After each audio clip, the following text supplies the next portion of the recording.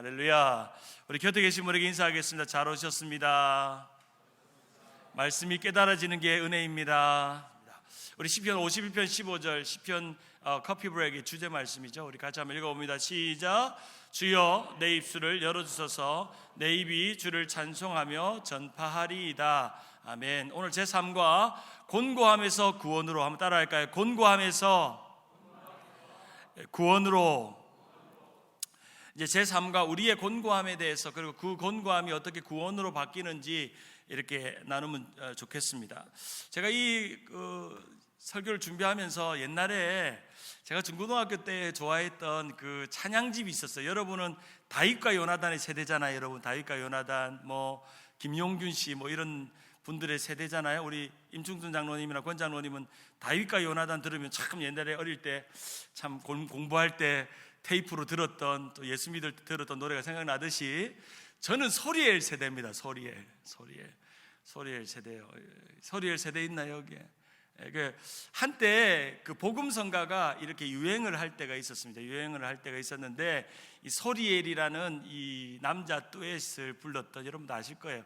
그 1집 테이프를 제가 중고등학교 때, 그때 고등학교 때인가요? 이게 나왔어요. 몇 년도에 나왔는지 정확히 기억이 안 나지만, 그래서 그때 마이마이를 사가지고 엄마한테 졸라가지고 국제시장 가면은 일제 마이마이가 있거든요. 그거를 성적이 좀 오르면 사준다 그래가지고 기어코 공부를 해가지고 성적을 조금 올렸더니 아버지가 국제시장 깡투시장 가가지고 마이마이를 하나 사가지고 저 테이프를요, 학교 갈 때마다 버스 타고 가잖아요. 그럼 아침에 갈 때마다 귀에 꽂고 부르는데, 그때 중고등학교 시절에 제가 믿음을 갖고 하나님을 만났을 때, 그때도 제가 노래를 못 부르는 편은 아니었는데 이 소리엘이라는 이분들의 노래를 부르면서 제 노래 실력이 늘었어요. 실제로 지금 영락교에 계신 분이 누구죠? 지명은 목사님을 미국에서 만나서 사귀면서 그 이야기를 좀 하기로 했는데, 다음에 기회가 되면 우리 교도 한번 초대하려고 저랑 좀 개인적으로 지내고 있고, 영락교에 찬양 인도를 하시는데, 이 나의 하나님이라는 노래가 있어요. 이 가사가 이래요. 오늘 시편 40편하고 관계되기 때문에, 나의 하나님 그 크신 사랑 나의 마음속에 언제나, 슬픈 눈물 지을 때 나의 힘이 되시는 나의 영원하신 하나님, 나의 구원의 반석, 나의 생명의 주인, 나의 사랑의 노래, 실패하며 지칠 때 나의 위로 되시는 나의 하나님을 찬양해. 세월이 지나도 변치 않으리 내가 주를 사랑하는 마음, 즐거운 날이나 때로 슬픈 날이나 모두 하나님을 사랑합시다. 세월이 지나도 비바람 불어도 모두 하나님을 찬양합시다. 외로운 밤이나 험한 골짜기라도 나의 하나님은 동행하시니 나는 내 영혼 언제나 하나님을 바라며 세상 끝날까지 사랑하리라. 갑자기 부르고 싶더라고요. 제 찬양 불러볼게요. 가사를 조금만 넘겨주실래요? 여기 앞에.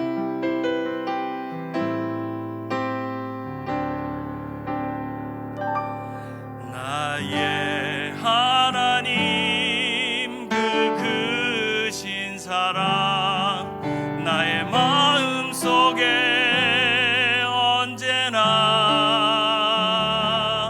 슬픈 눈물 지을 때 나의 힘이 되시는 나의 영원하신 하나님, 나의 구원의 반석, 나의 생명의 주인, 나의 사랑의 노래,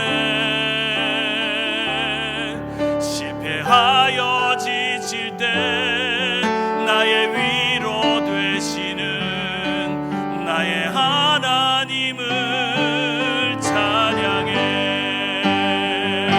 세월이 지나도 변치 않으리 내가 주를 사랑하는 마음,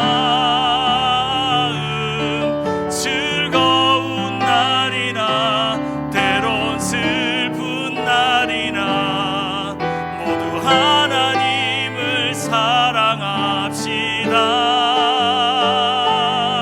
세월이 지나도 비바람 불어도 모두 하나님을 사랑합시다.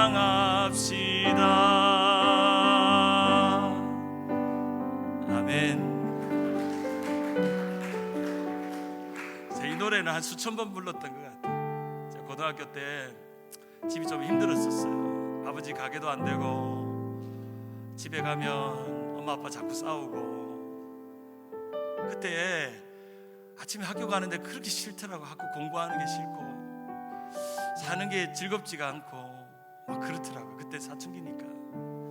근데 이 테이프를 듣는데 계속 버스 안에서 울면서 이런 노래를 부르면서 혼자서 흥얼거리면서 세월이 지나고 비바람 불어도 즐거운 날이나 때론 슬픈 날이나 우리 모두 하나님을 사랑합시다. 제가 이거를 이번 주 내도록 불렀어요. 괜찮죠? 목소리가? 우리가 인생에 고난과 어려운 순간들이 있잖아요. 여러분의 인생에 깊은 웅덩이와 같고 삶의 어두운 시간들이 있을 거예요. 지금은 그 시간이 지나왔고 또 지금은 아무렇지 않게 오늘 그 시간이 지나왔을 때마다 우리는 왜라는 질문 속에서 부호를 갖고 오늘을 살아갑니다. Why me? 하나님, 왜 나는 이렇게 어려운 순간이 와야 될까요? 하는 그런 질문들을 하죠. 그 질문을 가장 많이 했던 사람 중에 한 사람이 오늘 시편 40편을 지었던 다윗이라는 사람이었습니다. 그는 어린 목동에서부터 위대한 그런 한 소년의 또 골리앗을 이긴 장수가 되었고, 또 나중에는 다윗 왕이 되었고, 그리고 왕이 되어서도 여전히 삶의 두려움과 그 권력과 자리를 호시탐탐 노리는 이들을 위해서 도망 다녀야 됐고, 그런 어려운 시간들을 계속 지나왔던 킹 다윗을 우리는 기억할 것입니다. 시편의 40편에 보면 그가 고난 속에서, 어려움 속에서 하나님 앞에 울부짖었던 곤고한 순간들, 또 곤란한 시간들 속에서 그가 이 시편 40편으로 그의 믿음의 삶의 모습을, 자신이 당한 문제를 어떻게 반응하고 있는지를 우리가 시편을 통해서 볼 수가 있습니다. 좀 전에 말씀드렸던 것처럼 이 짧은 그림 속에 다윗의 삶이 있죠. 사울에게 죽을 뻔도 했고, 또 광야를 지나가면서 어려운 외로운 시간 속에서 그를 유일하게 견디게 했었던 노래들이 있었습니다. 저도 아까 나의 하나님이란 노래가 제가 부를 때마다 그때 어려웠던 참 시간들, 힘들었던 시간들에 대한 그런 추억이 있는 찬양들이듯이 여러분도 여러분을 견디게 했던 그런 찬양들이 있어야 돼요. 그런 찬양을 부르면 그때 참 힘들었던 것들이 회복되어지는 그런 순간들을 경험합니다. 나의 곤고함을 고백하고 나의 신음을 기도하고 나의 구원을 노래하는 거 한번 따라할까요? 나의 곤고함을 고백하고 나의 신음을 기도하고 나의 구원을 노래하라. 다윗의 시편의 대부분은 이 패턴으로 되어 있습니다.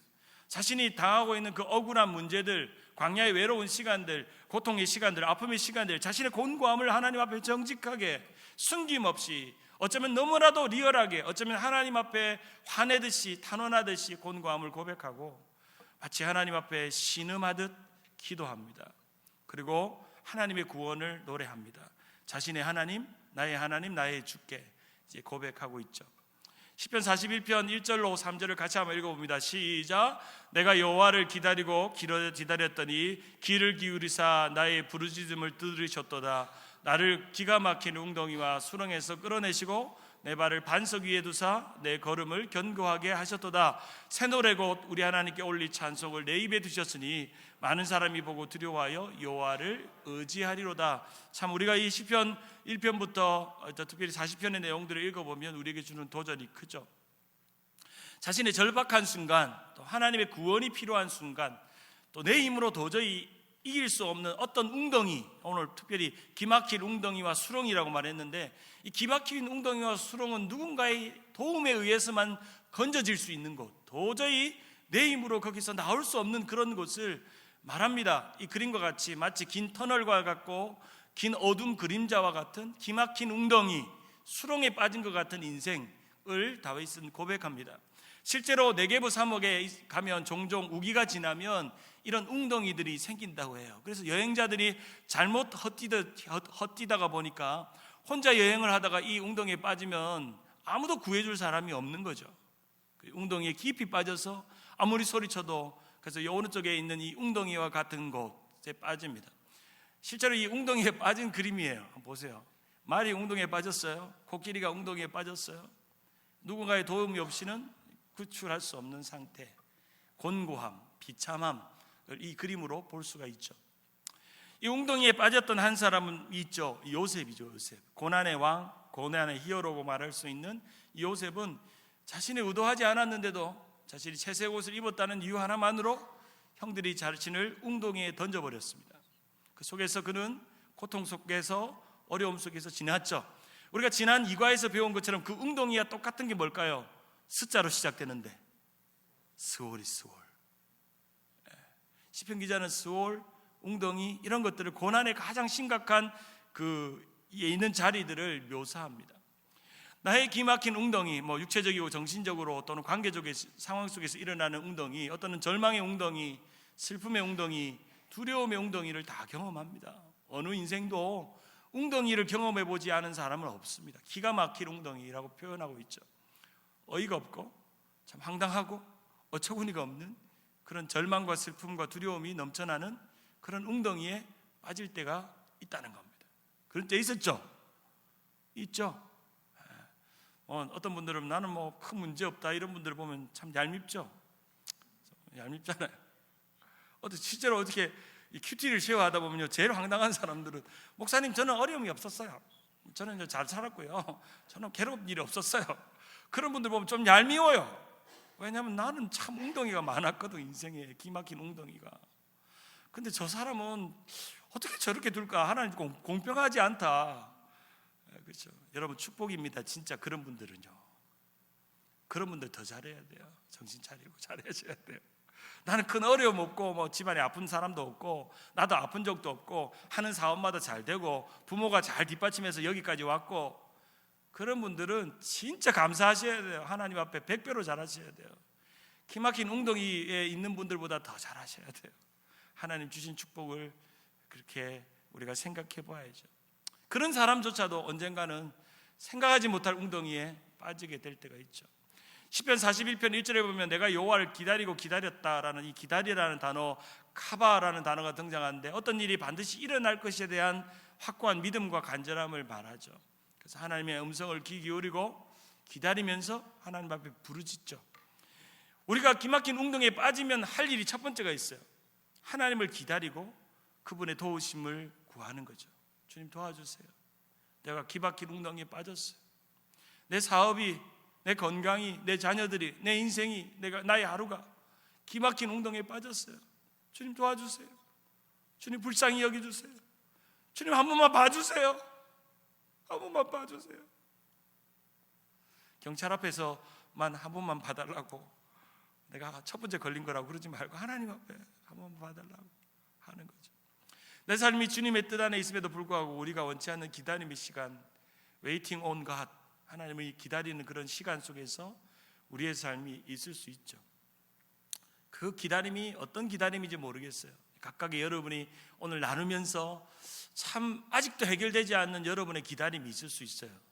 그리고 그 기다림이 여전히 기막힌 웅덩이에 반쯤 빠져 있거나, 아니면 여전히 내 삶이 기막힌 웅덩이와 같은 고난 속에 계속 반복되거나 그런 어려움이 있을 때도 있는 것이죠.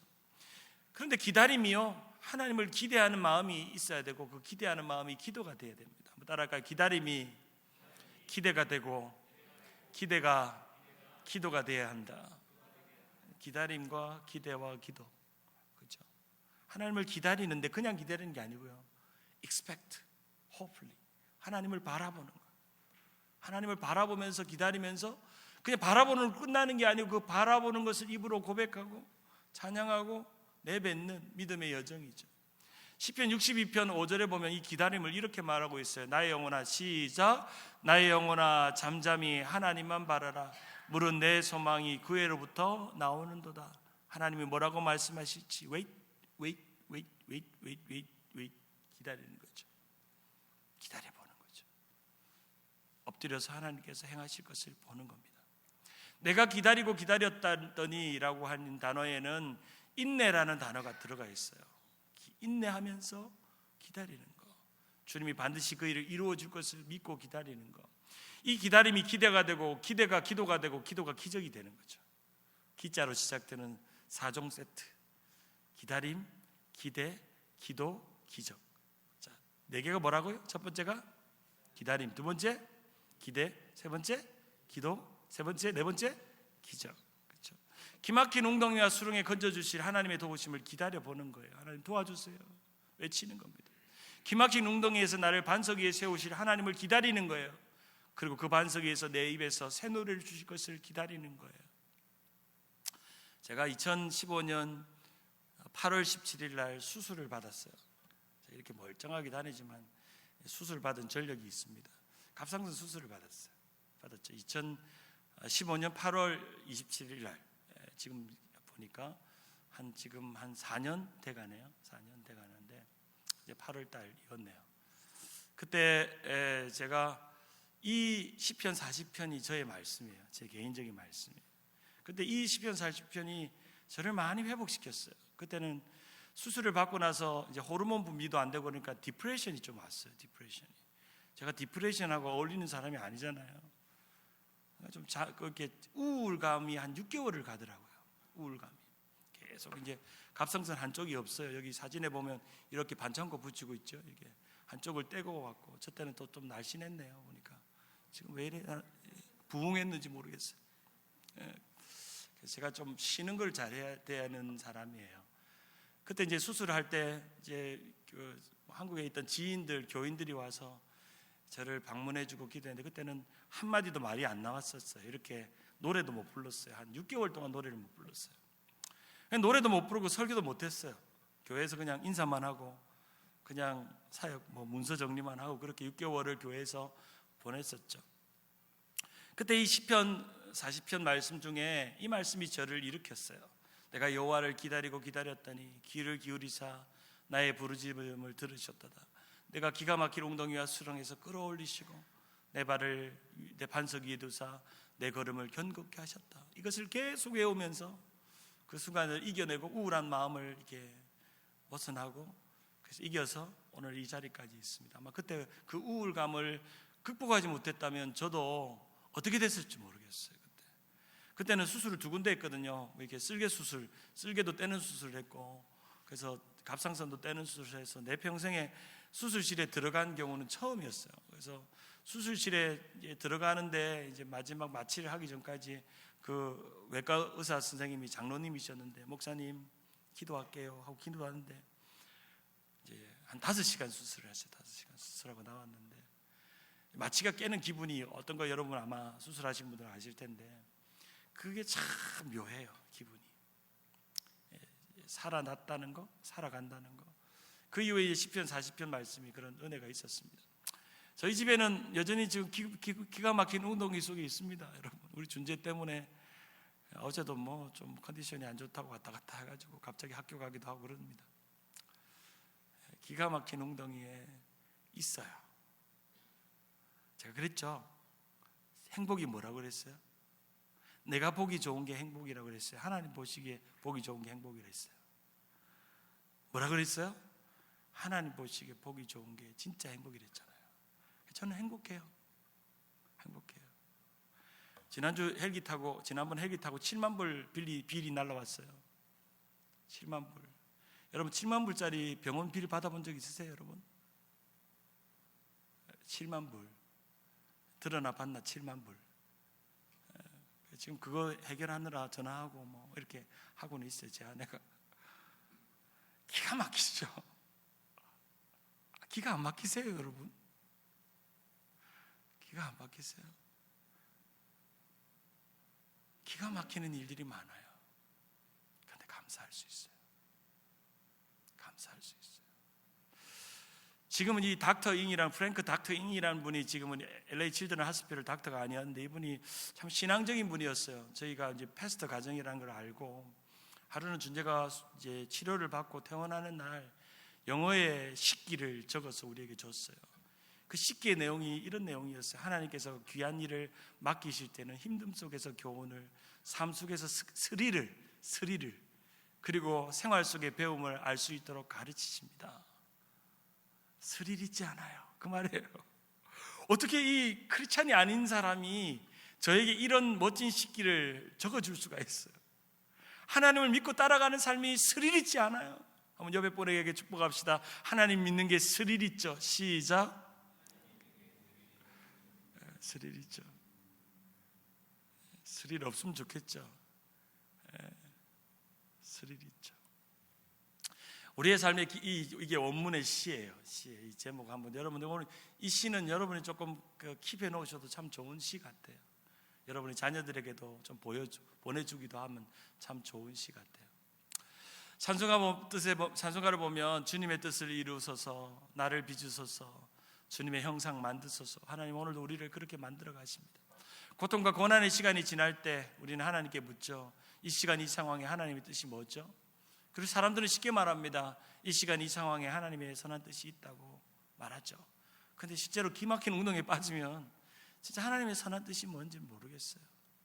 계속 그 일이 반복돼 보세요. 어려운 일이 계속 반복해 보세요. 왜 나만 하나님, why me? 왜 나여야 합니까? 하나님께 묻죠.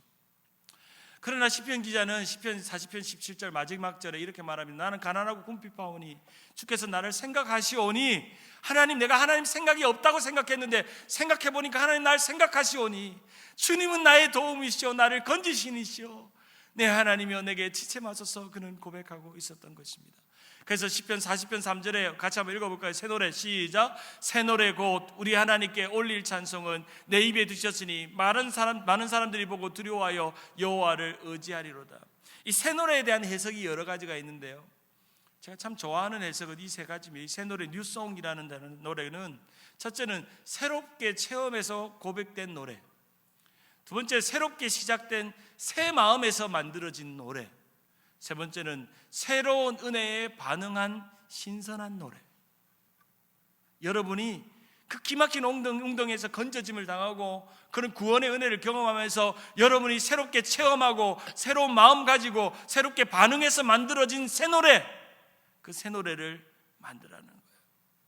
새롭게 작사 작곡한 노래가 새 노래가 아니라 여러분의 신앙의 체험과 이 곤고한 순간에 기막힌 웅덩이 속에서 건져짐을 경험한 그 새 노래, 그 새 노래가 우리의 삶에 만들어져야 된다는 것을 우리에게 말씀합니다. 도저히 부를 수 없는 곳에서 불려지는 노래. 여기 보면 내 입에 두셨다라는 것은 허락하셨다는 뜻입니다. 내 입에 두셨다, 하나님이 허락하셨다. 시편 40편 5절을 같이 한번 읽어볼까요? 시작. 여호와 나의 하나님이여 주께서 행하신 기적이 많고 우리를 행하신 주의 생각도 많아 누구도 주와 견줄 수 없나이다. 내가 널리 알려 말하고자 하나 너무 많아 그를 셀 수도 없나이다. 다윗이 그렇게 고백해요. 하나님이 나에 대한 생각이 엄청나게 많아서 나는 미처 깨달았지 못했지만 그 생각이 깨달아지는 순간 그것이 나의 새 노래가 되었다. 새 노래가 되었다. 그렇게 고백하고 있는 것입니다. 말씀을 맺겠습니다. 미켈란젤로라는 대단한 화가가 다비드상과 에비타상을 지었는데 사람들이 물었어요. 어떻게 이렇게 멋진 조각을 했나요? 라고 하니까 이렇게 말해요. 원래 그 대리석 안에는 그 사람이 거기 있었는데 나는 끄집어냈을 뿐이다. 끄집어냈다는 거예요. 그 대리석 그 돌 안에 원래 거기 안에 그 사람이 있었다는 거예요. 다비드상이나 피에타상이 그 안에 있었는데 나는 그저 그 사람 끄집어낸 것 뿐이다는 거예요. 여러분, 여러분의 삶에 보이지 않는 미래나 계획 있죠. 앞날도 잘 모르는 불투명한 세상이죠. 그걸 끄집어내세요. 믿음으로 하나님 바라보면서 그렇게 살아가는 우리 모두가 되기를 주님의 이름으로 축원합니다.